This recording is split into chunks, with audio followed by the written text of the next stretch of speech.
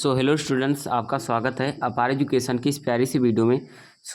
आज की इस वीडियो में हम लोग देखने वाले हैं फ्रेंड्स, क्लास 12 का एक हमारा इंपॉर्टेंट टॉपिक होता है जो कि बहुत छोटा होता है। ठीक है, उसका नाम है कि हमारा क्या है, रैखिक आवेश वितरण। इंग्लिश में बोला जाता है लीनियर चार्ज डिस्ट्रीब्यूशन। ठीक है, ये बहुत छोटा टॉपिक होता है, लेकिन क्या है, इसका जो यूज है बहुत चीज़ों में आता है। जैसे गॉस का नियम है, जब उसका हम लोग क्या है कि जो अनुप्रयोग है उसको जब सीखेंगे उसमें हमारा क्या है, ये यूज में आने वाला है। जितने भी उनके अनुप्रयोग हैं सभी में क्या होगा, हमारा यूज होगा।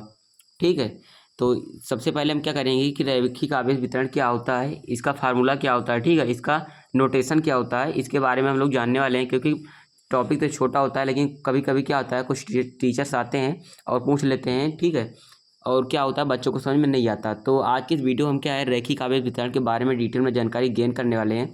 तो आइए बिना देरी के वीडियो को स्टार्ट करते हैं। देखिएगा, तो बोल रहा है रैखिक आवेश वितरण। ठीक है, तो आगे है रैखिक। तो सबसे पहले हमारा क्या होगा मकसद, रैखिक का मतलब समझे। रैखिक का मतलब क्या होगा कि हमारा वायर होगा एक, अर्थात एक चालक होगा, चालक तार होगा। ठीक है, कुछ इस प्रकार से ये हमारा क्या हो गया, एक चालक तार हो गया। ठीक है, ये हमारा क्या है, एक चालक तार है। ठीक, इसके ऊपर हमारा क्या होता है कि आवेश होते हैं। ठीक, क्योंकि जब चालक है तो जाहिर सी बात है कि उसमें आवेश होंगे। आवेश हमारे होते हैं प्लस आवेश। ठीक है, यहाँ पर हमारे क्या है, इसी प्रकार से बिखरे हुए हैं। ठीक है, प्लस आवेश, ये हमारे भी क्या है, आप यहाँ पर पॉजिटिव चार्ज हैं। ठीक, तो हमारा क्या होगा, एक ये रैखिक यानी कि रेखा के समान हमारा एक वायर हो गया। ठीक है, उसके बाद क्या होता है कि जो रैखिक आवेश वितरण के हमारे पास फार्मूला होता है, उसका फार्मूला होता है कि आवेश प्रति एकांक लंबाई। ठीक, आवेश प्रति एकांक लंबाई का मतलब क्या हुआ, सम में क्या होता है कि आवेश बिखरे हुए होते हैं। ठीक, लेकिन क्या है, हमें आवेश प्रति एकांक लंबाई, अगर हम इसकी लंबाई क्या मान लें, एल मान लें। ठीक है, और उस पर जो आवेश हैं बिखरे हुए हैं उसको हम क्यू मान लें। ठीक है, इसकी कुल लंबाई एल हो गई, और इसका जो इस पर जो आवेश हैं, जो प्लस आवेश दिए गए हैं, इसको मान लेते हैं क्यू आवेश इसके ऊपर बिखरे हुए हैं। तो होता है कि आवेश प्रति एकांक लंबाई। ठीक है, तो यहाँ पर मैं लिखता हूँ एक बार, रैखिक आवेश वितरण। ठीक है, रैखिक आवेश वितरण। तो रैखिक आवेश वितरण के बारे में अगर हम जाने तो इसका जो हमारे पास दोस्तों नोटेशन होता है जिससे हम डिनोट करते हैं, उससे हम बोलते हैं लेमडा। ठीक है, ये हमारा सिंबल होता है, लेमडा इसे बोला जाता है। ठीक है, यहाँ पर मैं लिख देता हूँ एक बार, लेमडा। ठीक है, ये हमारा होता है रैखिक आवेश वितरण का नोटेशन होता है, लेमडा इसे बोला जाता है। इसका जो फार्मूला होता है, क्या होता है कि आवेश प्रति एकांक लंबाई। ठीक, आवेश प्रति एकांक लंबाई,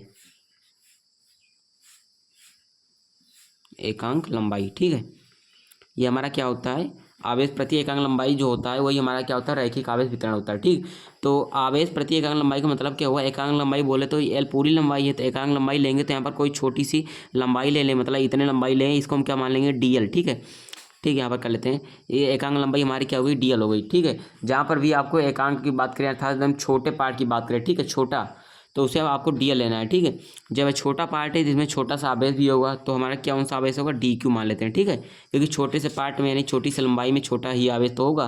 ठीक है, पूरे जब एल लंबाई है तो उसमें क्यू आवेश था, जब छोटी लंबाई डीएल हो गई तो उसमें डी क्यू आवेश हो गया। ठीक, तो लेमडा बराबर क्या होता है, लेमडा बराबर हमारे पास होता है डी क्यू बटा डी एल। ठीक है, डी क्यू बटे डी एल।